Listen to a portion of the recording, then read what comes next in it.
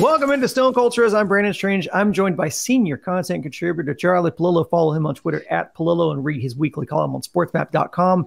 Next to him on screen is sportsmap.com editor Josh Jordan. Follow him on Twitter at JoshJordan975. Putting you both on the spot, guys. Who was your favorite number 26 for the Astros?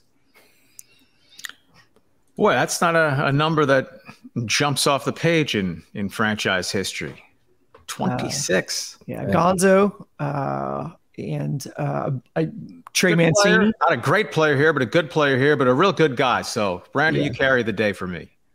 Trey Mancini made one of the most important catches at first base in franchise history. So that was too flingy. Tip of the hat to him. So, guys, be sure to hit like on this video and subscribe to the channel if you haven't already. This full version of this podcast is already available in audio form right now on places like Apple, Spotify, or wherever you get your pods. And when you're not watching us on SportsMap, be sure to listen to our sister platform, ESPN 97.5 and 92.5 on your radio dial. Guys, in the leadoff spots, let's the bats. Appropriately enough, let's talk about who's hot and who's not. Alex Bregman in Fuego. Astros have won 18 of their last 24, ending their homestand with a gentleman's sweep of the Angels. And Alex Bregman leading the way. He's slashing 435, 552, and 696 over his last 7 games. His OPS for the season finally creeping up towards 800 mark, currently at 762 as we record this. What is it about Bregman, guys, where we have to play this out the same way every year, where we have to wait for him to ramp it up? And then once he does, he's a world beater. Does he just need to not stop playing baseball over the offseason? Will that fix this? Yeah, we can have no conclusively good answer because Alex Bregman certainly doesn't. As we've covered his travails through the first 2+ months of the season, there was an air of inevitability. He was going to get it going because same song, different verse. Does he need to reevaluate his offseason work a couple of years ago? Well, it was coming off surgery, so he was delayed. He had no hiccups this year. And if you want to be an MVP level player, you can't not be very good the first quarter of the season. You can have your lull stretches, but the better part of 2 months is just too long. But it's not as if it sunk the Astros ship in the meantime. Bregman's obviously been by far their best player over the last 3 to 4 weeks. And certainly given the ongoing state of their lineup, that's been pretty key. Yeah, they need Brady. You got to have him there to have those righties with Altuve being out for so long, finally back. But now we'll see. You need Bregman. You need somebody with that right-hand thump that's in your lineup every day. And you notice it even more with, the struggles of Jose Abreu. You need Bregman to be this guy. And I have no idea why it takes him so long. He's a streaky hitter. He does, get you a lot of walks. He gets on base when he's not driving in pitches. He plays a really nice third base for you. So, Bregman does a lot of important things for this team. And what matters, he's pretty clutch. You see it in the playoffs. So when it matters most, the lights are bright. You can count on Breggy. Boy, you took the words right out of my mouth. It's the clutch hitting with Alex Bregman. I don't really care what the numbers are, but when the lights are the brightest, the guy just seems to really show up. Obviously, in this past series, we saw him have a game where he had 4 walks and a grand slam, which I heard Dusty Baker call Barry Bonds-esque. So I don't know what to say about that. I'm just glad he showed up. Look, it sucks that, we have to go through this scuffle at the beginning of the year because, consistency's sake. But at the same time, you don't win World Series in April. You win them in October and November. And that's when that guy gets it together. And it's nice to see his bat heat up. The baseball gods giveth, and they also taketh away. Kyle Tucker, his bat has gone MIA over the past week. His slash line's 231, 259, 385 over his last 7 games. Just going to throw this out there. Not saying that there is, but just wonder what your opinion is, what you guys' opinion is on they put Abreu down in the lineup. He's behind Tucker right now. Any connection between this past week, Abreu, him hitting in front of Abreu in the 5 spot and his bat going quiet? It's reasonable to wonder. Generally, protection is overrated. but there are exceptions to most rules. We've talked before about Jeremy Pena slotting in the 2 spot and having a Bregman or a Jordan, especially behind him. Tucker, though, he has these stretches where the bat pretty much goes into dry dock, so I don't want to say cause and effect in this circumstance.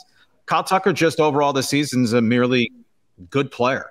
The OPS hovering just below 800 starting the week. That's not bad by any means, but 2021 he was over 900. 2022 he was in the 830 range. So, when you're bucking for a 10-year, $300 million contract, he's not worth it. And as we discussed last week, his defensive numbers this year, not very good, although as we countered with a week ago, boy, that eye test, including the ball he pulled back in over the weekend, he's not a bad defender, but Kyle Tucker has not been close to an elite player so far this season. And at 26 years of age, you'd think off of what is his resume to this point, that he'd be breaking out, not becoming a good player, but if he's to become a great player, this should be the window in his career where it's kicking in, and it's not kicking in thus far in 2023.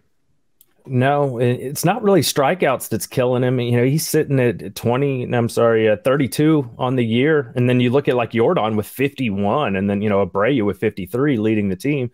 So that's not what's getting Tucker. And then I look back to last year. I don't feel like he didn't perform as well because maybe Yuli was protecting or somebody else in the lineup. But I just think he had a bad week, and I think he'll get things going here.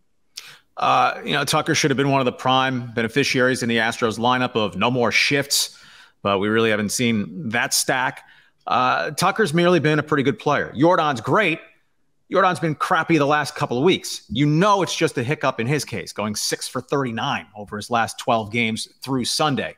It happens to virtually every hitter over the course of a season. But what portion of your season is consumed with those valleys before you get back to the peaks? There's no concern that Jordan's not going to turn back into a monster at some point, presumably sooner than later. In Tucker's case, when is that extended stretch of excellence to come?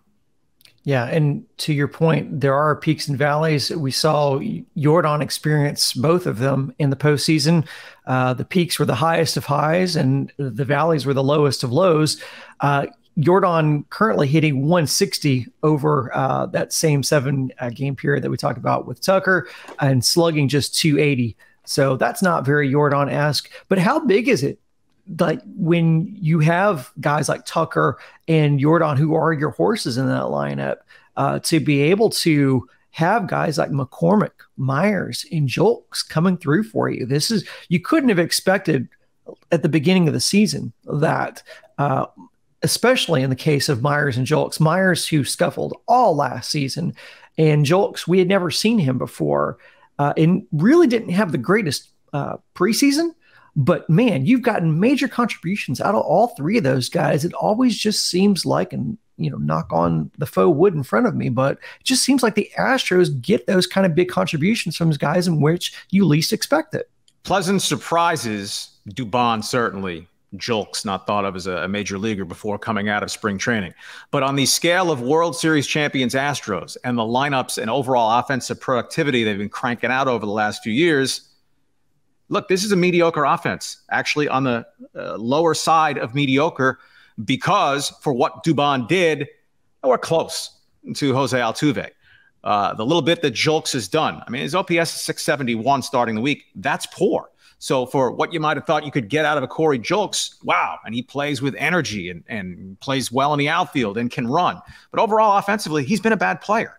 Myers and McCormick have been all right, but neither guy as good as what Michael Brantley gave them in those at-bats. And the overall depth of the Astros lineup, and of course Abreu as a disaster in the middle of it, the continued predominance of playing time for Maldonado, where your margin of error in your overall lineup is not as good.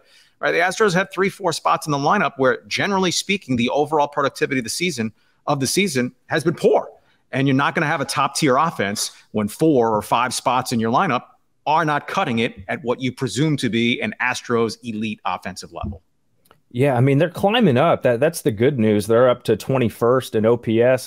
They were, we kind of update this every week on the podcast. They've been down in the mid to lower 20s for a good portion of the season. So it looks like Altuve coming back. We're starting to see some returns from that.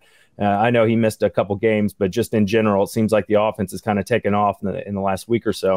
But That's the issue, right? Is they still have the best pitching, but the offense down at 21, that's where the Rangers, teams like that are beating you, having better years because, they're top 5 in both categories. And hold your breath on Altuve in this oblique as you start the week.